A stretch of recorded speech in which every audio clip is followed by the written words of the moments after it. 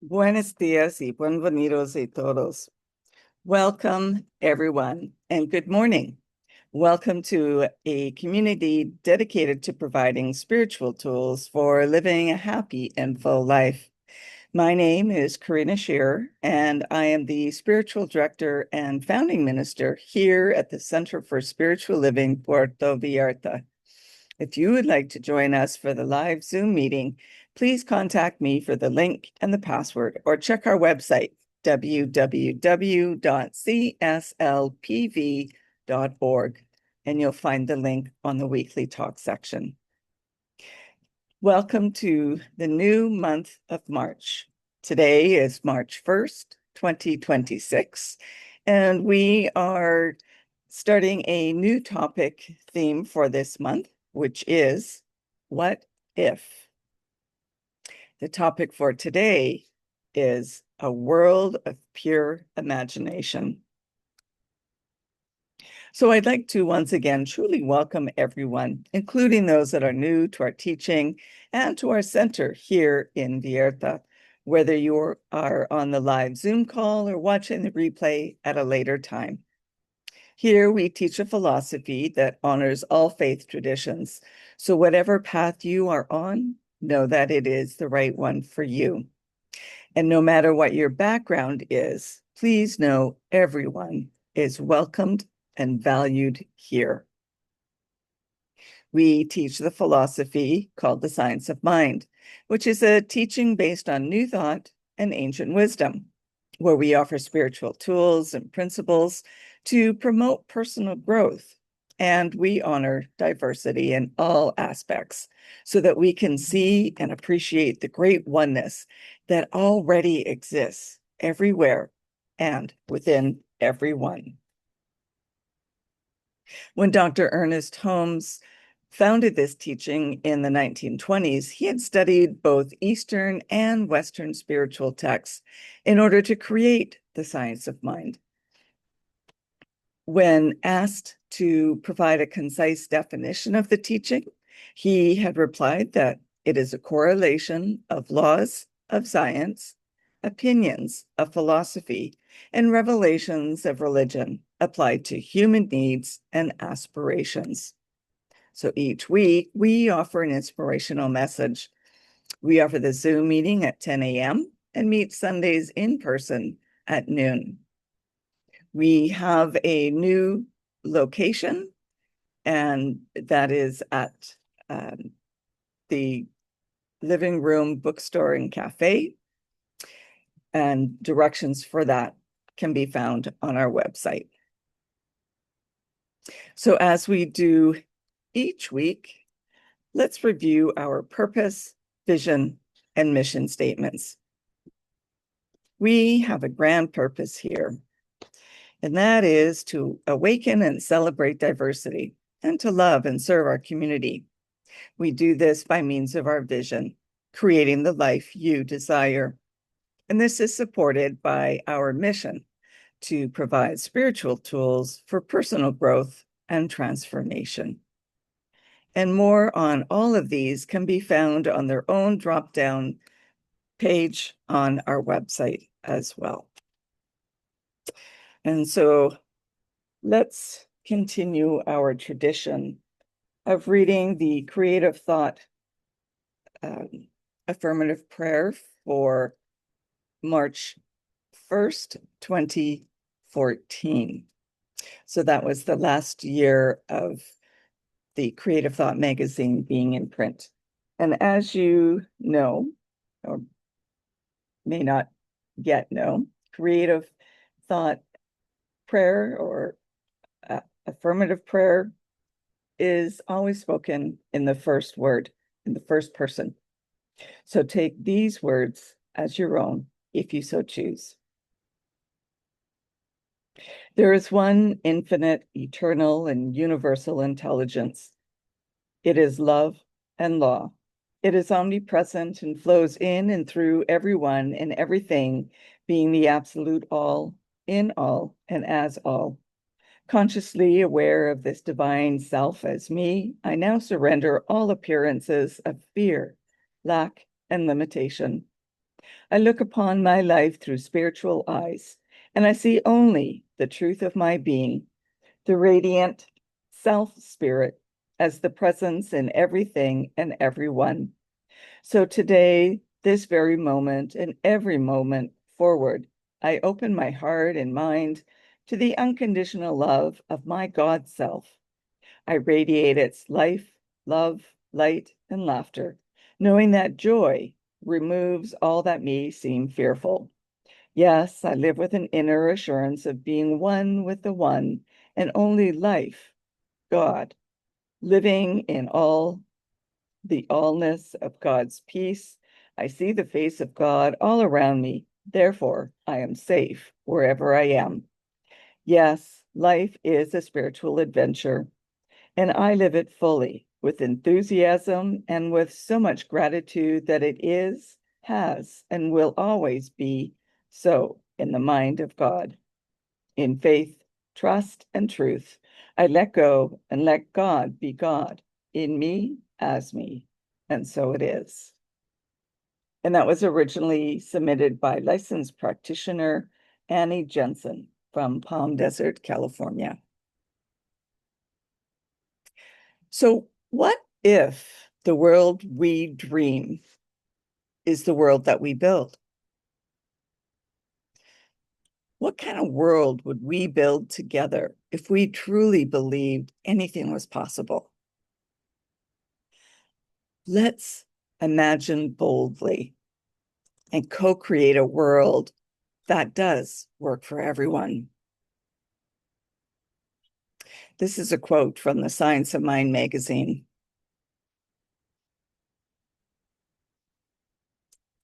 When we use our creative imagination and strong faith, it will create for us, out of the one substance, whatever we have formed in thought. In this way, we become a co-creator with God.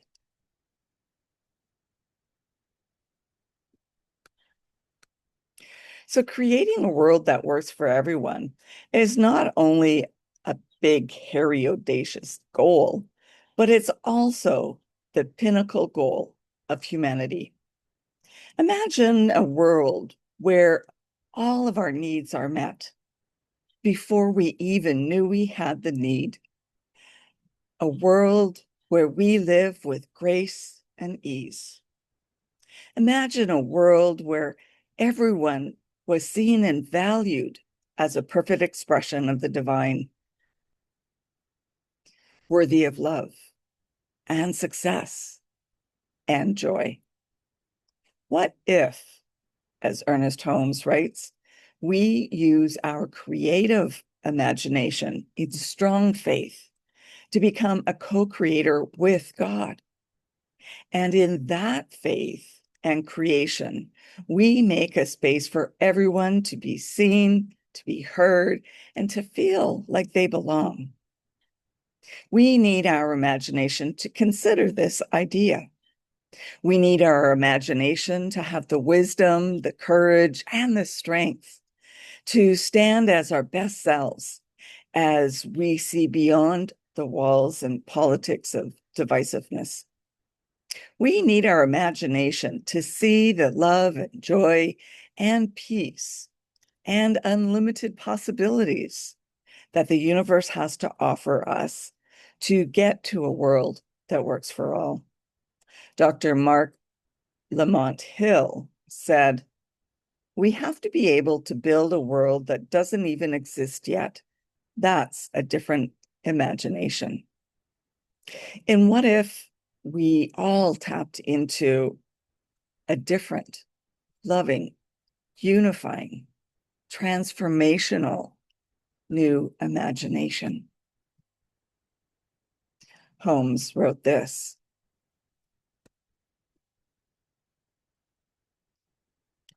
"If we would come to the universal wholeness, we must approach it through the law of its own nature.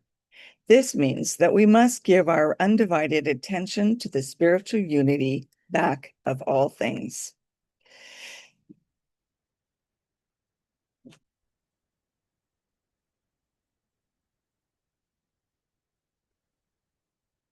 So perhaps the most difficult thing for us to perceive is that there is one life running through everything, one presence manifest in everything, and one person individualized through everyone.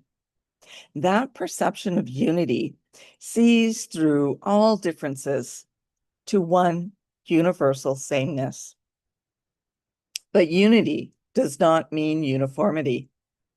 We don't all have to look alike, think alike, act alike, but the world is learning that we must all have unison.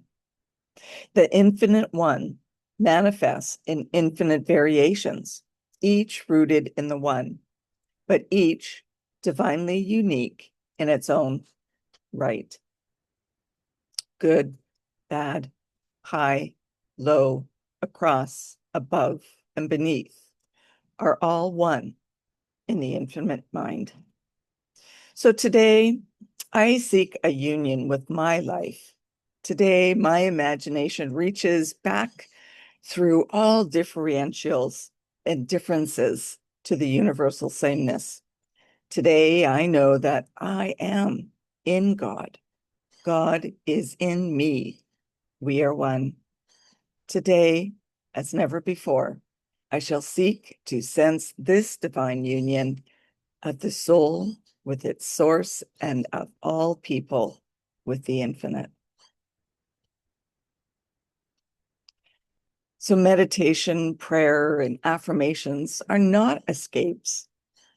They are blueprints for spiritual engineering.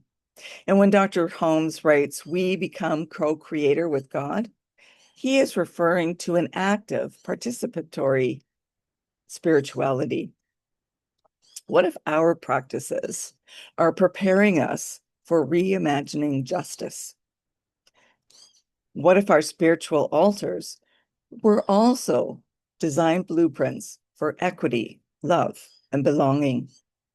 We must return to the idea that imagining a better world is not activism or social or mysticism. It's both. A better world starts within each of us every day. In The Science of Mind, Ernest Holmes wrote this: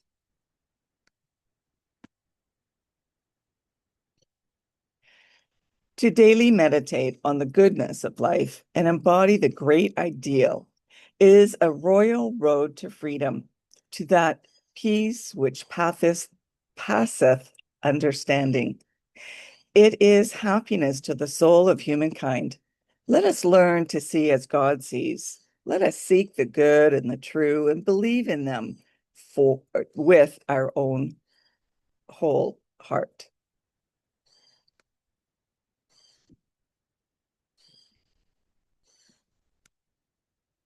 So let's harness artificial intelligence, or AI, for the good. AI is influencing every aspect of society, including education, labor, and health care. But its trajectory is determined by the imagination of its creators and its users. That's us. AI learns from the ways people use it. What if we guided AI and other technology with sacred vision? Instead of automating inequality, could AI be used to uplift marginalized voices, to distribute resources equitably, or model restorative systems? Imagination, in this sense, becomes a moral compass. Holmes reminds us that we must give undivided attention to the spiritual unity back of all things, and that includes algorithms. What spiritual and ethical imagination is needed to ensure that progress serves all? Thomas More wrote this: The more deeply our work stirs imagination and corresponds to images that lie there at the bedrock of identity and fate, the more it will have soul.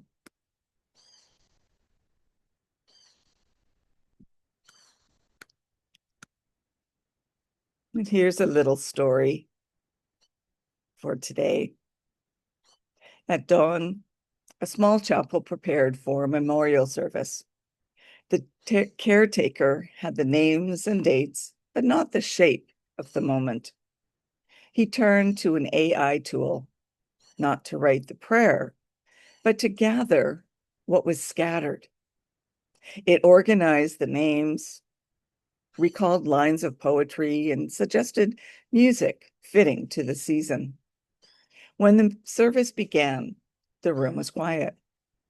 No one sensed a machine.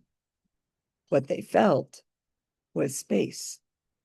Technology carried the coordination so the human heart could carry the meaning. The prayer was spoken slowly, imperfectly, with pauses no algorithm could plan. Tears arrived, unscheduled. Silence did its work. Later that week, a teacher used AI to translate an ancient blessing. A hospice chaplain to help shape letters families could not yet write, and a musician to capture melody born in meditation. In each case, the sacred did not belong to the tool, but to the attention, intention, and love.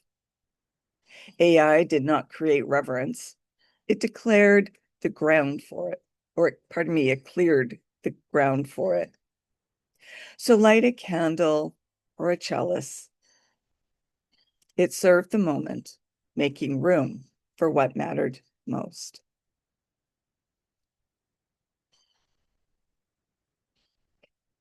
So AI can be used, if used properly, with the care and intention that it deserves in order to make it a useful tool to progress everything in the algorithms for a better world for all. So we are witnessing global unrest fueled by inequality, climate anxiety, and political extremism. Yet amid the discourse, grassroots movements such as mutual aid networks,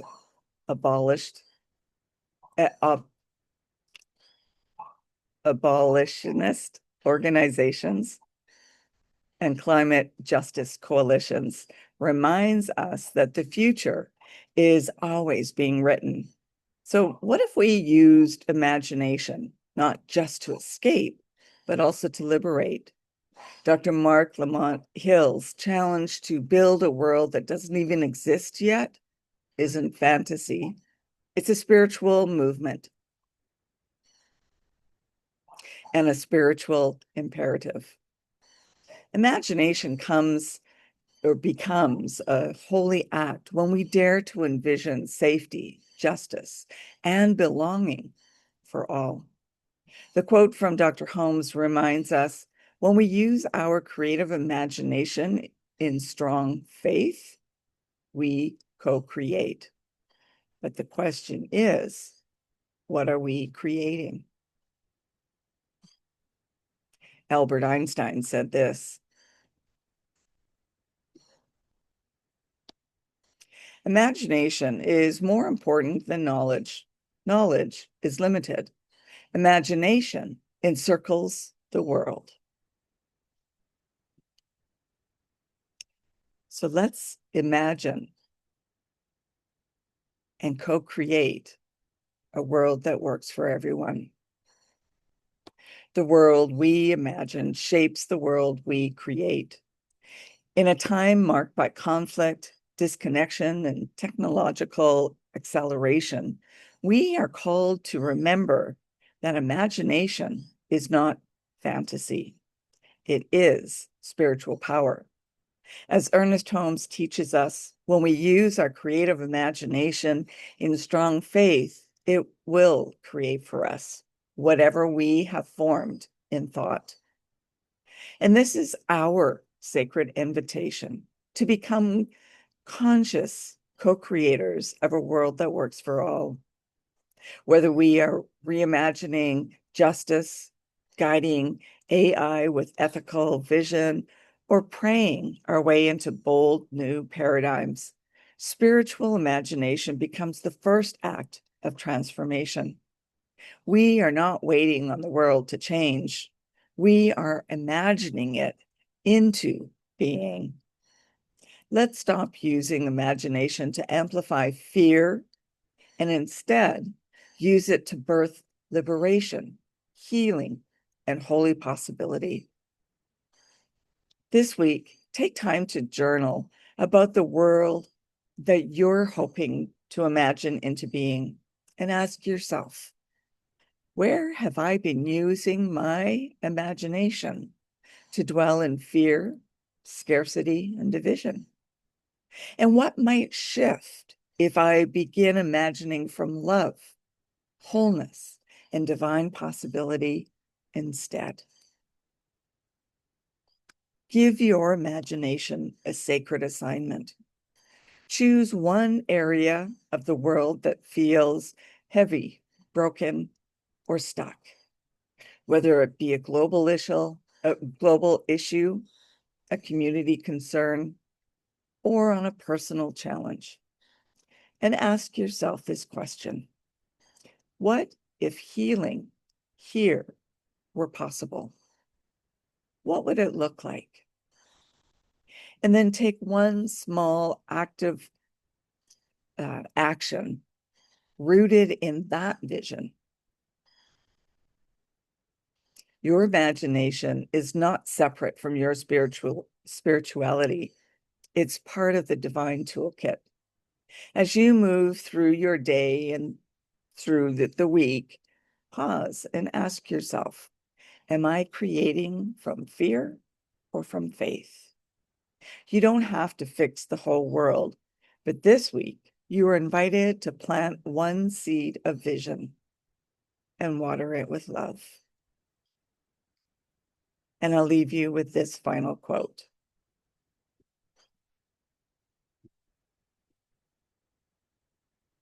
Cherish your visions and your dreams, as they are the children of your soul, the blueprints of your ultimate achievements.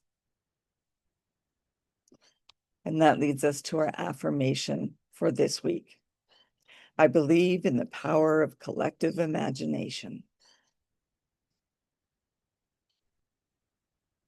And now it's time for news and updates at our center.